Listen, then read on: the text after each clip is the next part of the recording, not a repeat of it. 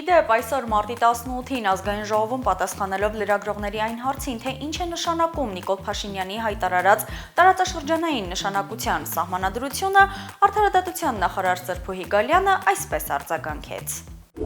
Խաղաղությունը եւ խաղաղության պայմանագիրը եւ խաղաղության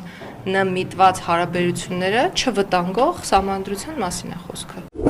Լրագրողները հետաքրքրվեցին նաև նոր սահմանադրությունում լինելու է արդյոք դրույթ պահանջ Արցախի մասով։ Մենք մեր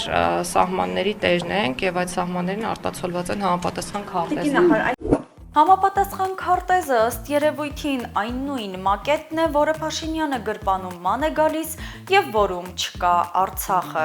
Ադրբեջանը պահանջում է փոխել սահմանադրությունը, որպեսզի խաղաղության պայմանագիր ստորագրի։ Հայաստանի արդարադատության նախարարը հայտարարում է, որ նոր սահմանադրությունը չպետք է վնասի խաղաղության պայմանագրին, այսինքն համաձայնում է ադրբեջանական պահանջին։ Այնինչ պետք է լիներ ճիշտ հակառակը։ Ցանկացած պայմանագիր ինքը պետք է չվնասի ՀՀ սահմանադրությանը, ոչ թե սահմանադրությունը պայմանագրին։